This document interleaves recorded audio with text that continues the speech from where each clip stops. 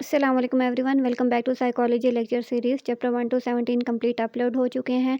Currently chapter number 18 start किया है, जिसमें क्लिनिकल साइकोलॉजी डिस्कस कर रहे हैं। क्लिनिकल साइकोलॉजी के मोस्ट इंपॉर्टेंट पार्ट पे बात कर रहे हैं, जिसको साइको डायग्नोस्टिक कहा जाता है, और इसके लिए हम DSM-5 TR को फॉलो करते हैं। According to DSM, first category of disorders को न्यूरो डेवलपमेंटल डिसऑर्डर्स कहा जाता है, जो कि अर्ली डेवलपमेंटल पीरियड में स्टार्ट होते हैं। इसमें intellectual developmental disorders and communication disorders detail में पढ़ चुके हैं। करंटली हम ऑटिज़म स्पेक्ट्रम डिसऑर्डर डिस्कस कर रहे हैं। Treatment of autism spectrum disorder में कुछ इंपॉर्टेंट टर्म्स डिस्कस कर रहे हैं, जिसमें रीइंफोर्समेंट का यूज़ बहुत ज़्यादा होता है। देन टाइप्स ऑफ रीइंफोर्समेंट है, उसके अलावा स्केड्यूल्स ऑफ रीइंफोर्समेंट है। ये सारी चीज़ें शॉर्ट में भी पूछी जा सकती हैं और लॉन्ग क्वेश्चन में भी पूछी जा सकती हैं।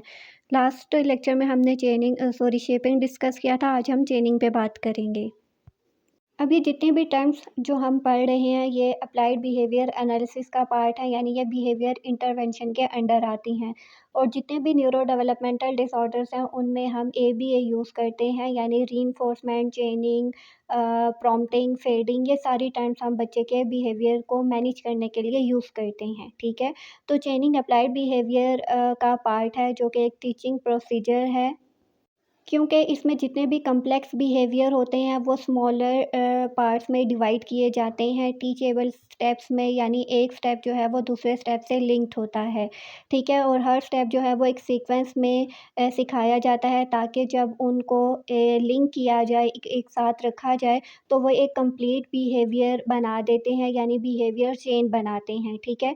कि कोई भी कम्प्लेक्स टास्क होगा, उसको हम स्मॉल टास्क में डिवाइड करेंगे और फिर बच्चे से परफॉर्म करवाएंगे। फॉलोइंग 3 टाइप्स ऑफ चेनिंग होता है। First one is forward चेनिंग, second one backward चेनिंग, and the last one is total task चेनिंग।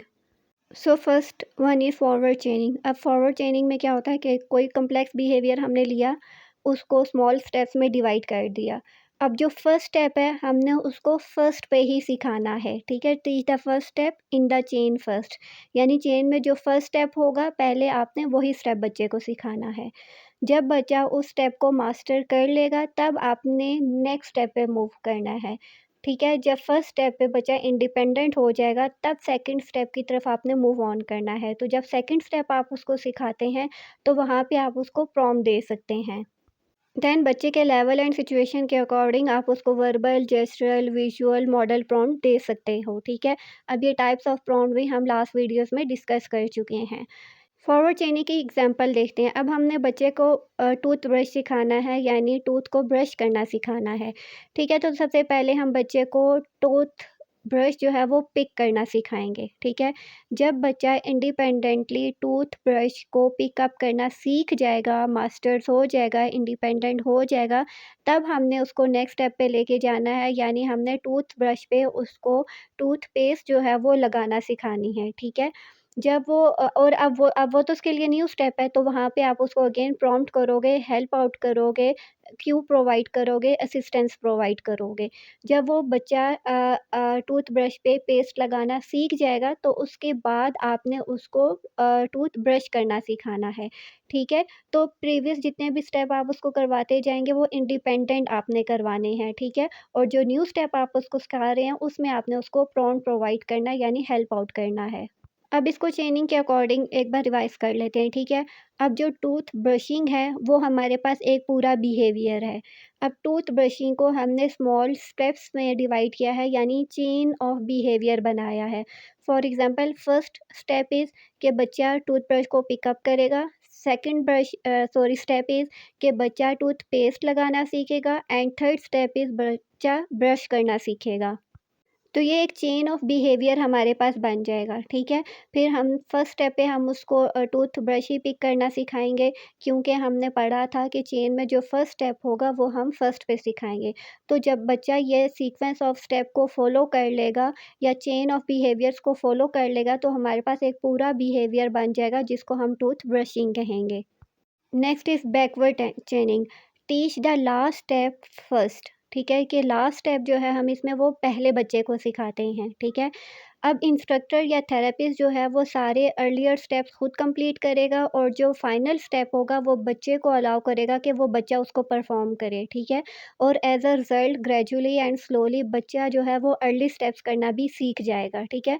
For example जब कोई छोटा बच्चा होता है, हम उसको कोई स्किल सिखा रहे होते हैं, तो हम क्या करते हैं कि लेट मी हेल्प यू, ठीक है? हम बच्चे को फ़ौरन से हेल्प प्रोवाइड करते हैं, हम उसको सारी चीज़ें रेडी करके देते हैं। फॉर एग्ज़ाम्पल टूथ ब्रशिंग है, ठीक है? तो हम लोग क्या करेंगे कि खुद से ब्रश उठाएँगे, उस पे पेस्ट लगाएँगे और बच्चे को अलाउ करेंगे कि वो आप ब्रश करे, ठीक है? तो हम पेरेंट्स इसी तरह करते हैं ना, या तो न्यू टेक्निक सिखा रहे होते हैं या फिर बहुत जल्दी में होते हैं। तो जब बच्चों को सारे स्टेप्स आप करके देते हैं और फाइनली उसको कहते हैं अब आप टूथ ब्रश करो, तो बच्चा जब नेक्स्ट टाइम आता है तो बच्चा क्या करता है, जल्दी में पहले ही ब्रश ले लेता है कि नहीं नहीं मैं खुद लगाऊंगा, मैं खुद करूँगा, मैं खुद पिकअप करूँगा। तो इस तरह से ये हमारे पास बैकवर्ड चेनिंग होती है, ठीक है? कि लास्ट स्टेप जो है वो हम बच्चे को पहले सिखाते हैं, फिर बच्चा आपको मॉडल करके अर्लियर स्टेप भी सीख लेता है। और सेकंड क्या होता है कि अब आप ये जब सारे काम आप कर रहे हो, खुद ही टूथब्रश पिक कर रहे हो, खुद ही उसपे पेस्ट लगा रहे हो, तो बच्चा आप इसका मतलब है कि आप उसको मॉडलिंग करके दिखा रहे हो। तो बच्चा आपको एज़ अ रिज़ल्ट कॉपी करके भी बाकी के स्टेप जो है वो सीख लेता है। Last one is total sorry task चेनिंग।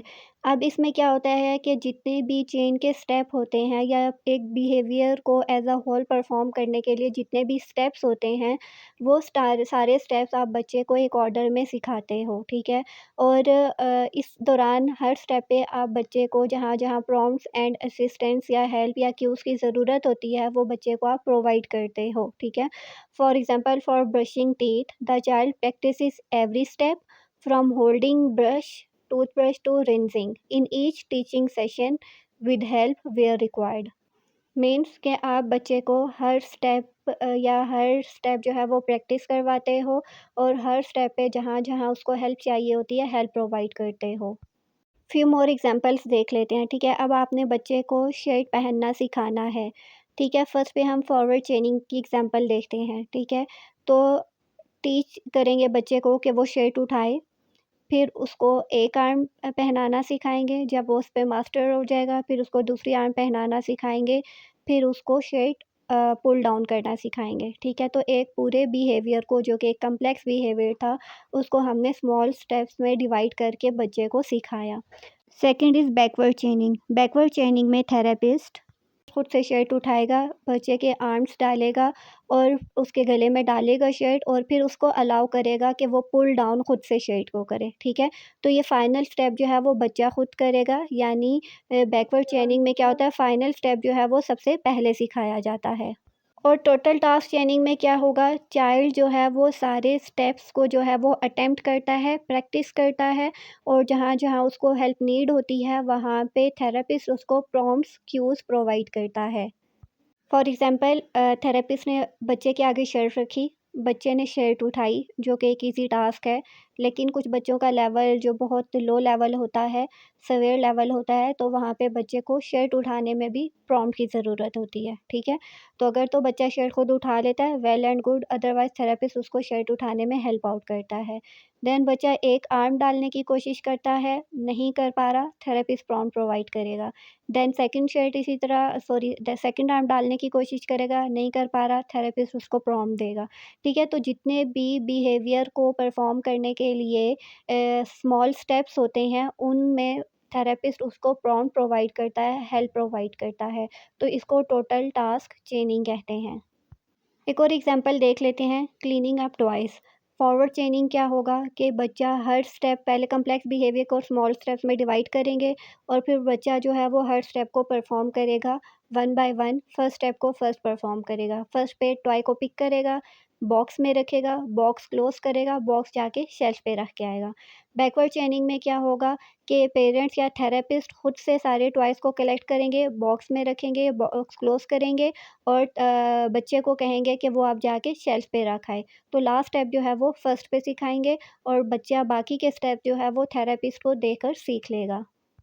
Shaping और चेनिंग का डिफरेंस देख लेते हैं। शेपिंग में क्या है कि स्मॉल स्टेप्स को जो जो बिहेवियर वो परफॉर्म करेगा, फॉर एग्जांपल ब्रश उठाना, ब्रश पे पेस्ट लगाना, ब्रश करना, ये जितने भी स्टेप परफॉर्म कर रहा है इस हर स्टेप पे बच्चे को रीइंफोर्स करेंगे, प्रेस करेंगे, शाबाशी देंगे, ठीक है। और चेनिंग में क्या है कि जो भी ये कम्प्लेक्स बिहेवियर था दांत साफ़ करने का, उसको हम स्मॉल स्टेप्स में डिवाइड करेंगे और फिर हर स्टेप्स को one by one sequence wise हम बच्चे को सिखाएंगे, तो इसको हम चेनिंग कहते हैं।